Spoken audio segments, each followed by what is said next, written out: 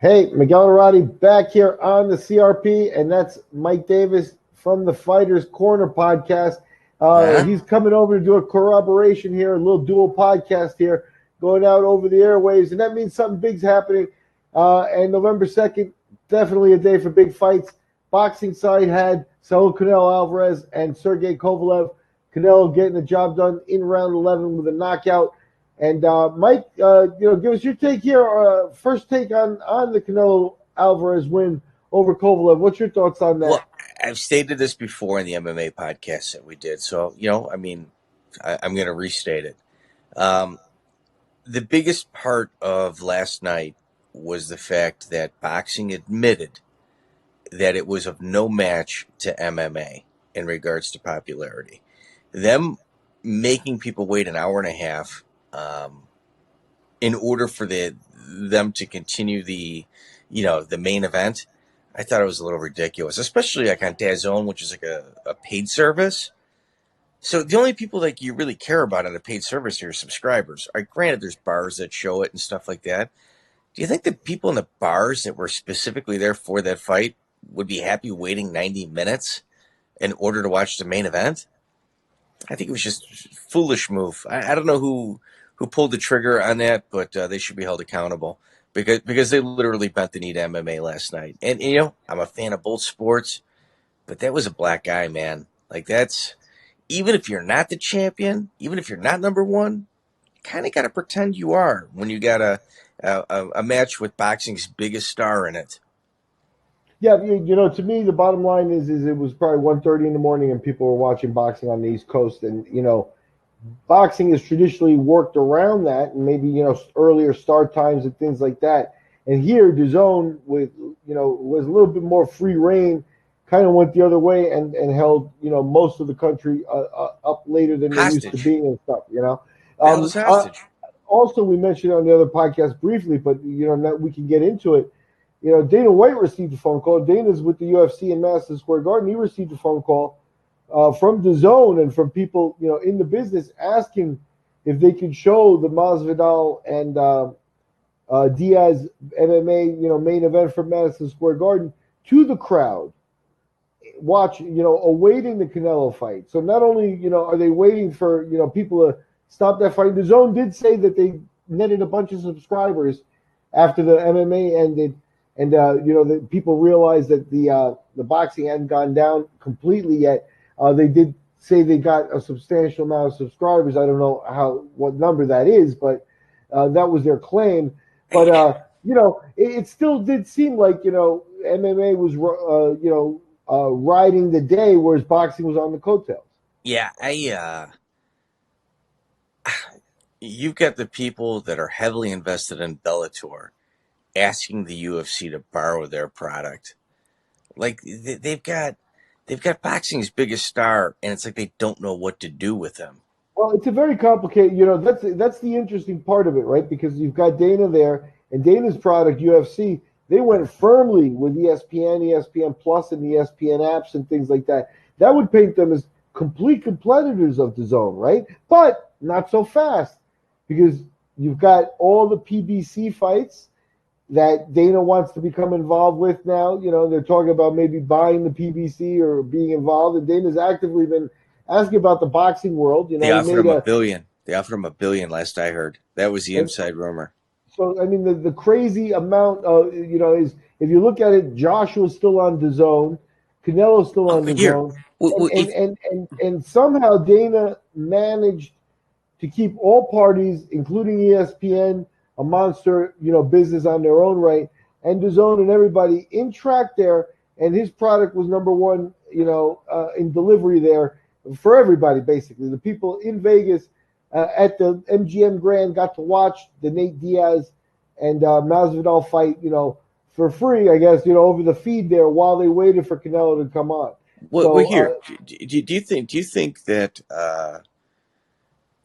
Do you really think that the UFC is the only people talking to PBC right now?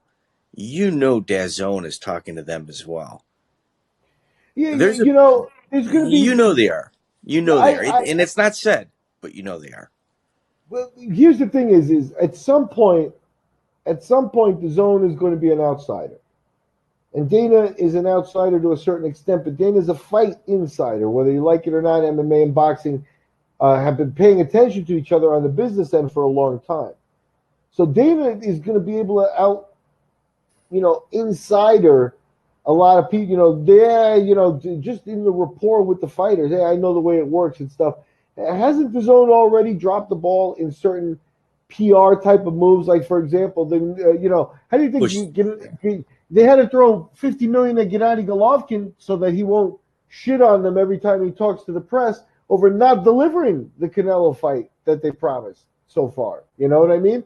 And there probably are some other examples of that where I don't know that the zone is capable of doing the day-to-day fight management that sort of thing takes. Yeah. It's strange. Like, you got 50 Cent involved. You got the guy from Monster Energy Drink. You got Bellator. And it's like they're not communicating.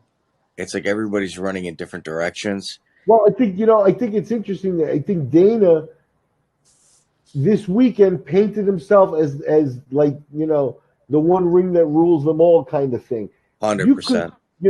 He puts himself as at the crossroads of the zone and ESPN. Works, is managed to get in his fights broadcast and shown by both groups, as well as taking on Bellator, diving into the fighting business, and probably at some point going to make a splash in the boxing business, right? He certainly, I know Fight Pass, which is going away. Well, I mean, Fight Pass isn't going away, but UFC Fight Pass is, because it's strictly going over to ESPN. There's going to be some changes. I know they got some money, right? Another app that's got money. I think they're going to be the first ones to close Fight Pass, even though they're dumping more money into it. I think the UFC is smart. They went with ESPN rather than going with their own app. They went with ESPN, and I don't know. I can't ever doubt Dana. As much as I'd love to sit here and try to tell you the guy's been wrong a bunch of times, which he has, he's right way more than he ever is wrong. No, on the business end, he's absolutely essential. He's brilliant. He's a brilliant guy. Here, like you said, this is a perfect example. When the choice was there, and I look at it this way, right? You got, who did Bob Arum go with? ESPN Plus, who did the companies with pedigree? Arum at the end of and Top Rank are a 40-year company, right? 50 years in the business, right? Yeah. So who did they go with? Another company with 50 years in the business, ESPN. The Zone's got, an exec 18 months in the business, throwing $300 million at the first fighter that walked in the door, and Hey, what it is here, I can break it down to you. All right, here.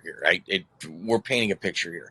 Essentially, DAZN is a whole bunch of tech people that are being told what to do in the fight world. ESPN is a whole bunch of fight people that are doing tech things in the tech world. As much as people would be sitting here going, yeah, okay, but it doesn't matter. It's tech, dude. It matters. The love, the care that you and I see. I mean, widely regarded in many different social circles as experts in the field of combat sports. It's as plain as day to us when love is present with a product, and DAZN just doesn't have it.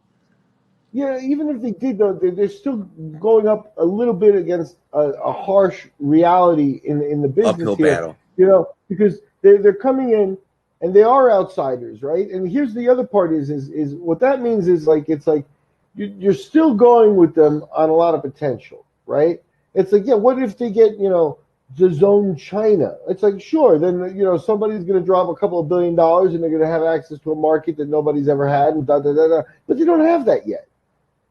So there is a lot of that. It's like they're in like 12 countries and then this and that and the other stuff. I mean, the fights are easily accessible and viewable and stuff like that.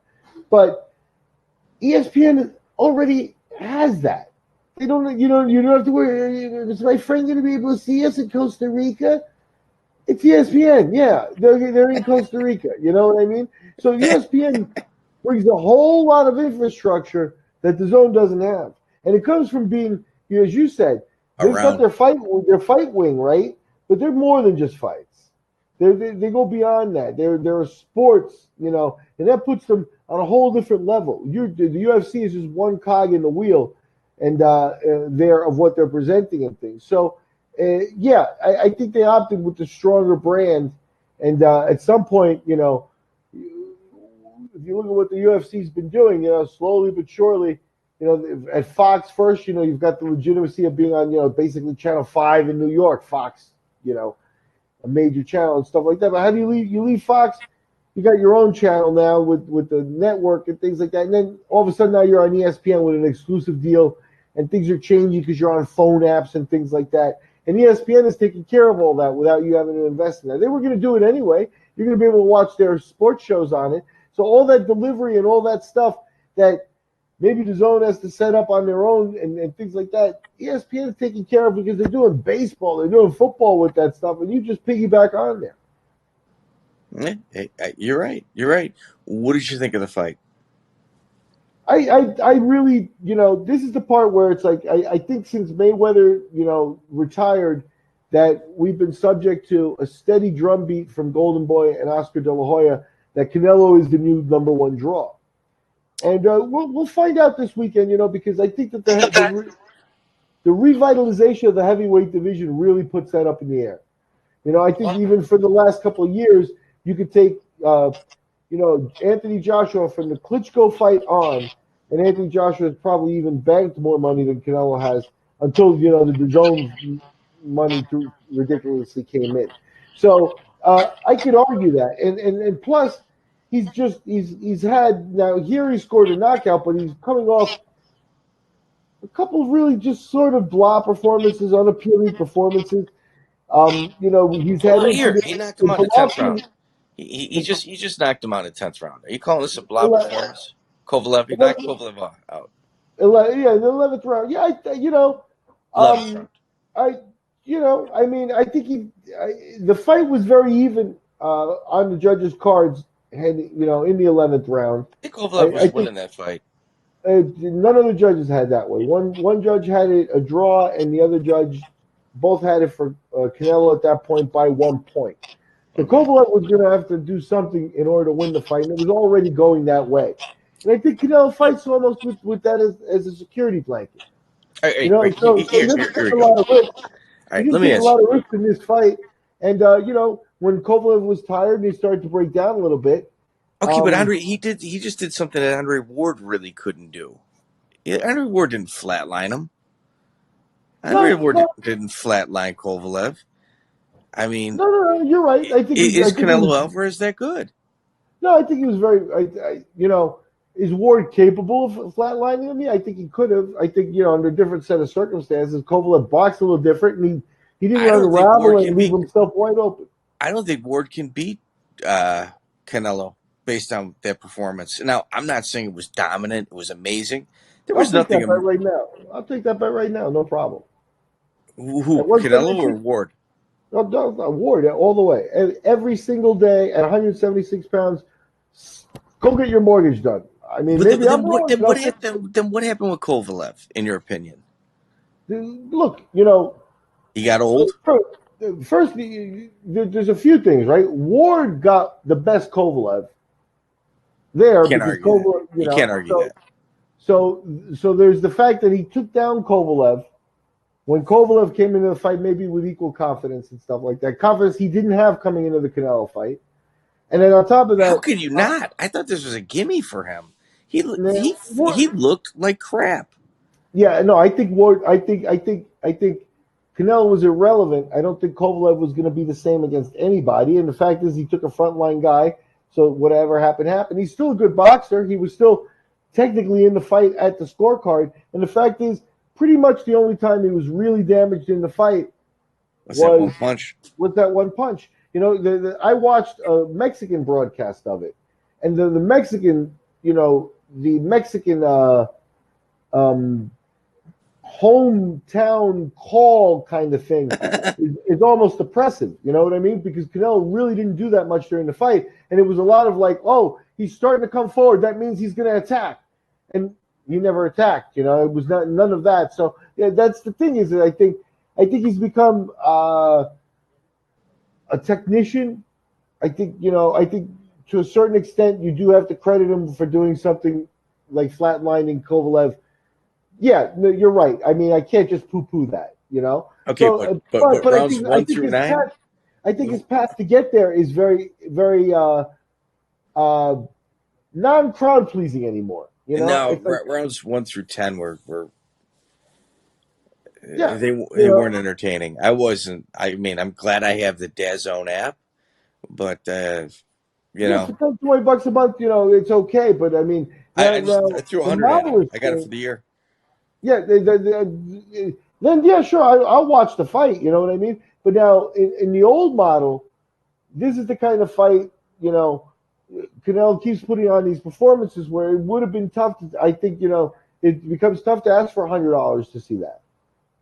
No, you can't do that. You can't do it. But you know, with the DAZN app, $100 for the entire year. I mean, I got I got 2 Anthony Joshua fights, and they're going to happen this year. Oh, you know, and I got a couple Canelo Alvarez fights. Like you got Golovkin. No, I mean the zone is a good buy, and hopefully they have legs, and hopefully they put the right people in place so that they become a player. But right now, I think you know, I think a lot of people turn to them, you know, grab their money, and then eventually they'll be back with the rest of the boxing world on ESPN and Showtime and on the other long-term entities. If the zone goes away, you know. So I wish the UFC took on that business model. I wish the UFC had that business model. It'd make my life a lot easier, and I'd have a lot more money in my bank account. Yeah, you know, I mean, they're not into putting money in other people's accounts, though, so it's unfortunate. So, hey, real quick, what do you think? I lost a bet with you. Wilder is fighting Ortiz. Is that not a foolish fight, in your opinion? You know, stupid. Are you pining away to see a rematch there? Here's the thing: is contracts and things aligning, and you know, everybody. I'm gonna do 2 fights before we fight again. Okay, me too. I'm gonna do 2 fights now. Did he paint himself into a corner and obligate himself? You know, did announcing the fight and then, you know, how do you let Luis Ortiz off the hook now and not look bad? You know, so yeah, I think the whole situation was poorly handled. I think it was a dumb idea in the first place to, you know, flirt and put the fight out there as a potential fight. And, you know, now we're going to get it. And the thing I think it leaves open is the old conspiracy theory things, you know. And you know, everything, maybe it's just stereotypes, and maybe, you know, I'm completely wrong on things. Here we go. That's a hell of a wind-up. Go ahead. Everything I know about Luis Ortiz and his social economic situation, his age, you know, his desperation to, you know, make money in the business that, you know, he spent his whole life dedicated to this. It's not like he's going to turn around and become an executive. He's been boxing his whole life, and his opportunity to make money at boxing is closing quickly. This might be his last opportunity. Yeah, so it is, you know, and what if it was couched with a you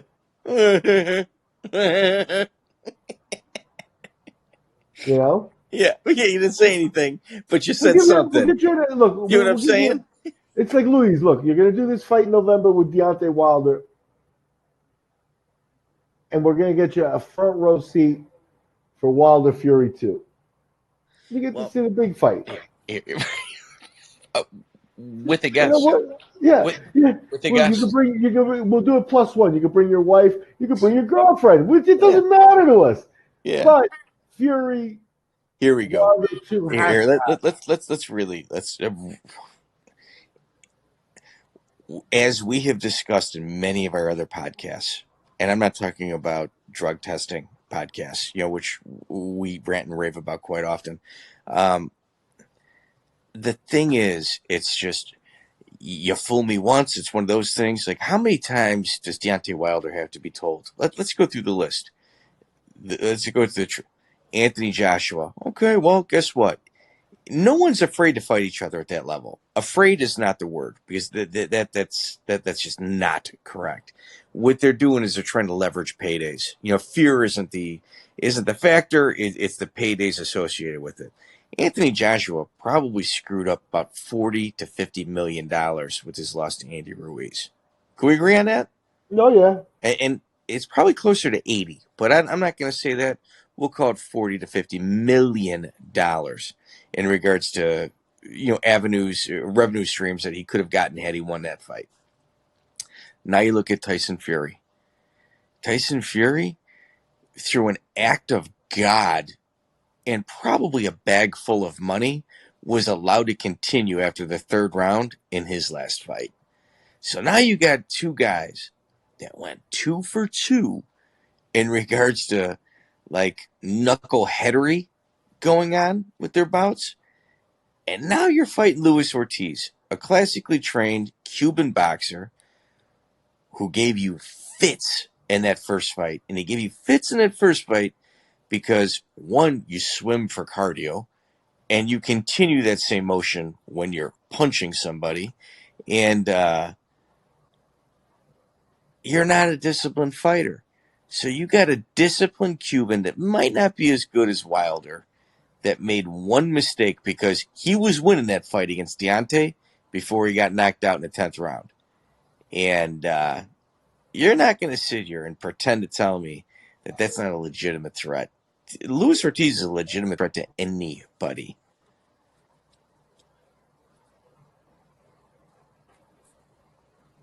No, the screen didn't freeze up. I'm just, taking it all in there. Yeah, here's the bottom line. It reminds me, I think it was you who gave me a gift of the Battling Siki book, and yes. I read the story of Battling Siki, a boxer from last century and stuff, and a French freedom fighter, from Angola, I believe. Yeah, and very, very many, the guy's well worth. If you've never heard of him, Battling Siki, look it up. It's well worth a read. Miguel and I geek out on old boxing books, particularly pre-World War II biographies. Yeah. Was it him or was it? Maybe it's another biography. You're talking about Young Stribling. You're talking about Young Stribling. That's the other book. No. But there's another biography I have from somewhere else that I forget the boxer, but I think it's the guy who was the first Latin American world champion. So it goes back to like, the 20s as well as Battling Siki. But anyway, the point is they were there to do a world championship fight, and they're doing the fight, and the promoter behind each of the judges positioned a bunch of loudmouth guys just to be like, oh, he's killing him the whole time, and do the Vulcan mind trick on the judges. But that type of thing literally did happen, The judges get intimidated maybe by the crowd. It's like, I'll kill these judges, I'll kill these judges if they're not seeing it. My guy's obviously winning, And you got this kind of behavior going on. The judges all of a sudden get a little shaky, and, the cards start to change. or the person collecting them. We're not going to see Tyson Fury, Luis Ortiz in, January or February. That's not happening. It's going to be Deontay Wilder and Tyson Fury too. And the reason I say that too is because, another thing at play here that people aren't talking about is the American business and the English business. And, Hearn is a guy, that he's the edgy guy. He's the guy who's on the cutting edge and has been pushing the envelope for a few years now. And this, bringing Anthony Joshua out onto the world stage was his first truly bold move to go and take on the American promoters in America with the heavyweight champion. And Eddie, to his credit, really didn't give a fuck doing it the way he wanted to do it until Joshua lost. And now everything changed. And the business is going to be harder for him to do in the States because he doesn't have the big cash cow. You can't tell me that the PBC and Bob Arum and everybody, even Golden Boy, everybody celebrated when Joshua lost. Everybody Miguel, celebrated when Joshua lost do you know? because it was Do the you know how I unseen celebrated? Do you know how I celebrated? I bought the event. DAZN app. Yeah, I bought the DAZN app. Yeah, I wanted Yeah, to see it myself. Yeah. yeah, exactly. So so I think in that respect, that little black eye of Eddie Hearn's was a seminal moment. Now, because somehow Fury, like you said, maybe he took a bag of money when the cut happened. Who knows? Hey, you Now said a lot without saying much in that what pause. kind of safety nets are going to be around a Luis Ortiz fight, written and unwritten? But yeah, I see no way that this fight interferes with what we're going to see. Unless something really wild happens. But yeah, no, I don't think Ortiz is older now. I think Wilder, has already seen him a little bit. He had trouble and, came close to being finished, probably within 30 seconds of being finished. But at the end of the day, then he stepped up and knocked him out. And I think, now at this point, if you get that, here's the thing is, Wilder does just still always just need one punch. Now, if he breaks through in the third against Ortiz and gets the job done there, it's all very academic and fast, and then he was never a threat. So we'll see how the fight plays out. But I believe that there'll be safety nets in Do you place know the somewhere else. paydays on that? Do you know the paydays on that fight? I couldn't tell you right now. No. You know what I mean? Because Ortiz turned down a large sum of money. Was it Ortiz that turned down a large sum of money against Anthony Joshua? There's, Turned down like $5 million. yeah, it's one of those things where there's probably a couple of sides to that story, But Yeah. yeah, Ortiz, I don't think you're wrong. I think Ortiz is a guy who's got a reputation for looking for paydays and sometimes not being satisfied there. So if you turn down $5 million, I also you think there can't might be pay. some issues passing drug tests as well, associated with Luis Ortiz. I think they just kind of caught him at a bad time where he knew he couldn't pass a drug test. Yeah, that's another excellent reason why you would turn down a fight, and then you're looking for excuses that you can tell people in public because that can't be the company line. It's like, I'm a little hot right now, so that's been said never. You know what I mean? Yeah, this cup it appears to be glowing. If you can put this one in the garbage and collect one tomorrow that I'll send to you from a friend of mine. Yeah. I got to get my computer guys coming over later to hook me up with a program, and I'm gonna have him piss in a cup for me because the little nerdy guy's got no roids for you. Yeah. So yeah, it all becomes a factor. But I think the boxing business behind the scenes, even the nefarious, dark side of the business that you don't really know if it's there or not. I got a feeling sending a message to Hearn does become an important thing here, and which means avoiding that same mistake he made. Which means if you got to talk to let me ask you, or the judges or however you safety net this fight, I see that being done. I don't think they want to fuck it up. Let me ask you. Eddie Hearn has got two people in his backyard that could sell out Wembley Stadium at an exorbitant price. And that's Tyson Fury and obviously Anthony Joshua. Why did he never grab Tyson Fury, who's clearly a super marketable guy? Well, there's a lot of politics in boxing in England, and the bottom line is Hearn is a second generation promoter, so he comes in with a little bit of privilege, a little bit of a good spot already.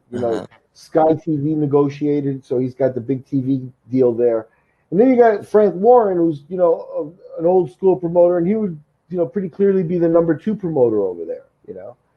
And Fury has been hard to work with for everybody, but I think he's gravitating It seems more pretty towards easy right now. No, yeah, I think right now the money's coming in and stuff, but Fury, has always been a little bit of a guy that you got to question whether you're going to get him in the ring or not, and whether he's going to be happy. Now this is even pre his defeating Klitschko.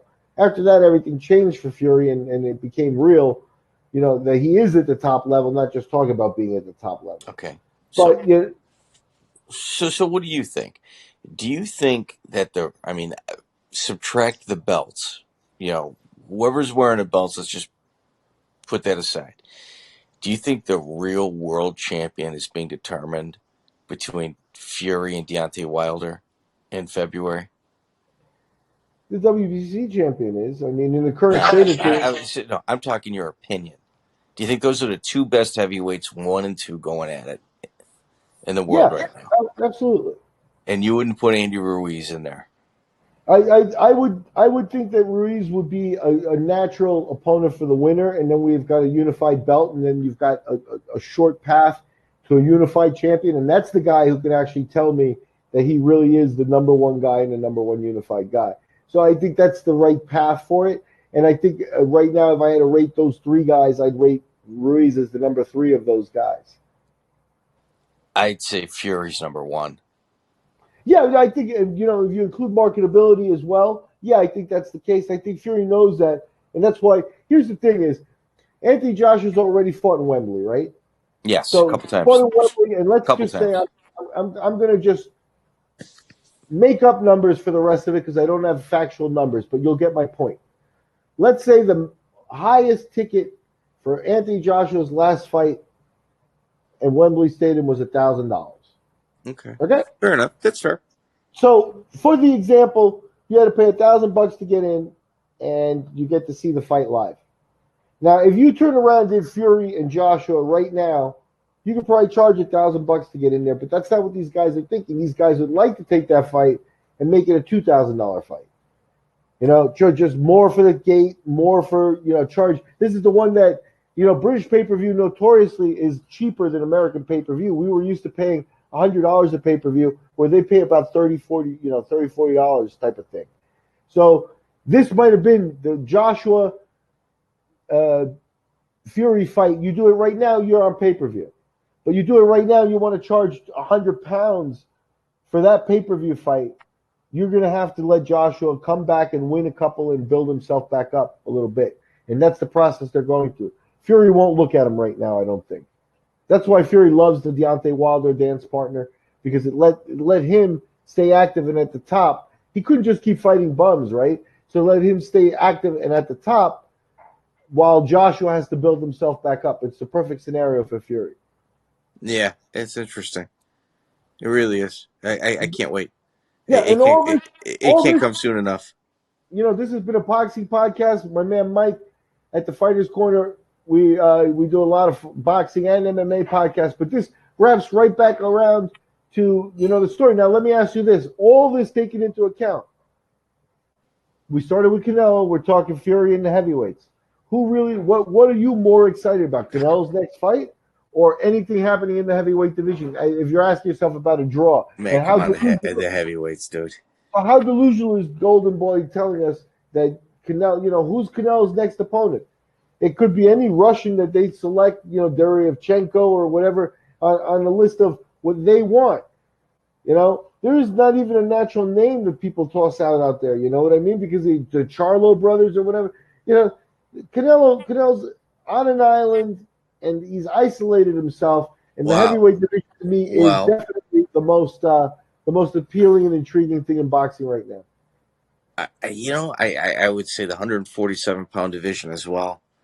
I mean, it's phenomenal. Yes, but there, I agree with you. You could go to other weight classes as well. The problem with the welterweights right now, to me, though, is that the talent is there, but I don't have a Joshua or a Tyson Fury name I could say will outdraw Canelo. Yeah, no, for sure. Crawford, and Canelo's living in San Diego now. Good. He's still speaking Spanish, not English. Yeah, it's weird. He's been there for a while. I think he's lost his chance of being a crossover star in the States already. That's the other part of me that's down with him. I think at this point, what's he gonna do?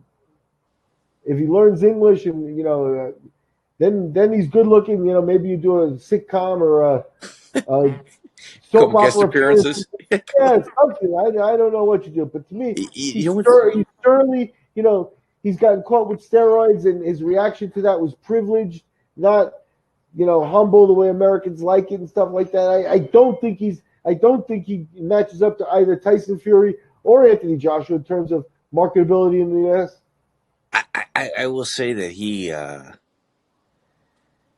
the Mexican markets really protect their stars. Like America, we throw our stars to the wolves, and the Hispanic news media really protects theirs. And Canelo really hasn't made the news in a negative way that I can recall off the top of my head.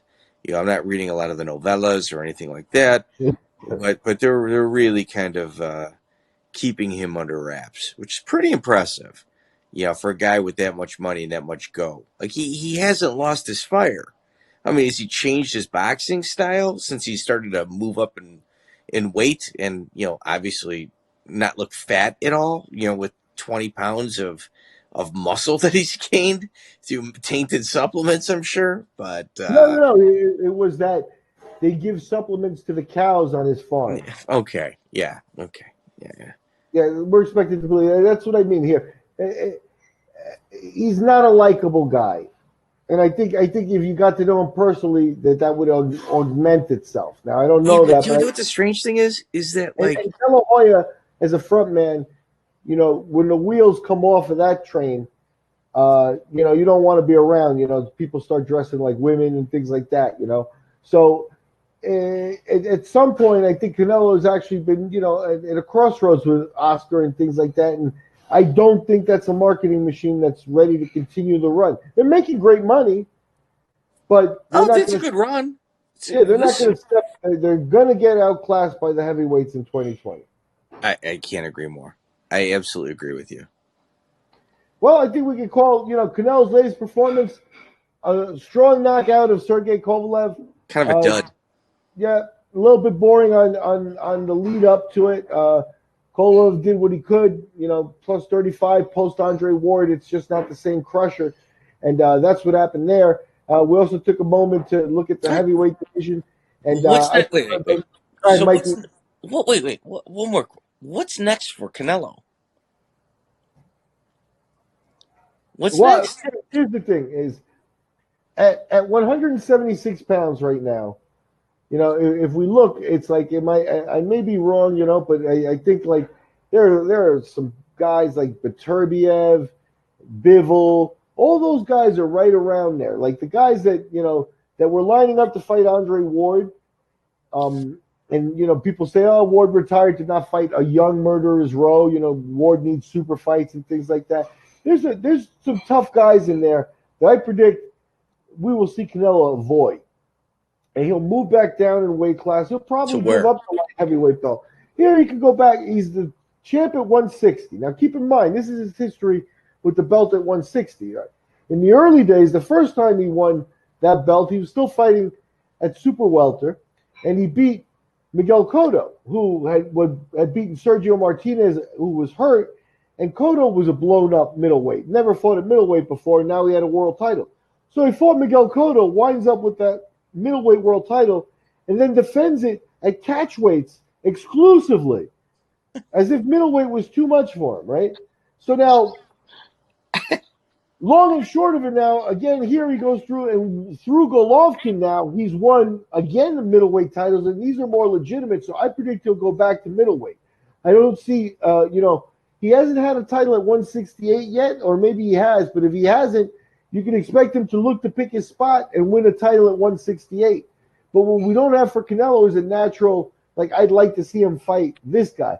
Golovkin was that guy, but the shine has come off of that star, a year ago.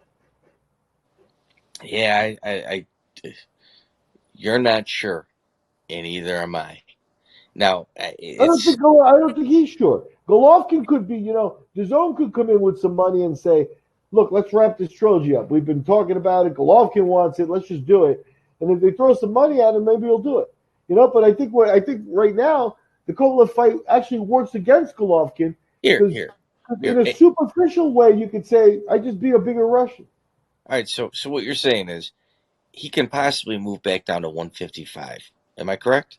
I don't think he'll go that far, no. I think he'll go right back to 160. I think at 160, there may be challenges there, but he's already fought Danny Jacobs. You got maybe the Charlo brothers, maybe one or two there, but I think he goes into those fights comfortable. Well, not like the one against Dmitry Bivol or one of the other bigger 28-year-old, guys that are his age at light heavyweight.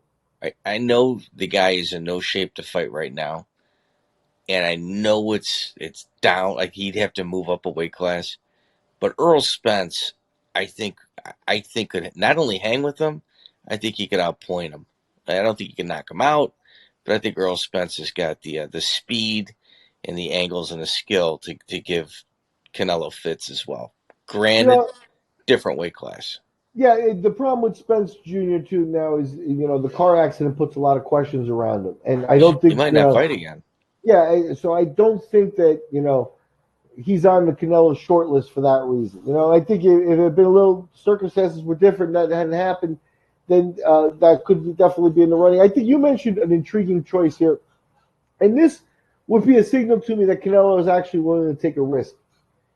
But would Ward come back to fight Canelo at 176? Well, Ward retired because of the paydays. The money wasn't there. Well, now he's got a payday. He flirted with the idea of fighting at heavyweight, which may or may not have gone right for him. But he's flirted with the idea of coming back. And Ward's a guy, I don't think he's got anything to prove, but I think he will take a payday. And I think, it could be couched. That would be a superior challenge for Canelo at the weight class where he just won a world title. I would say that would be, far down Canelo's list of what he'll actually do. Well, and I know we're wrapping up. I know you just tried the big, and I apologize.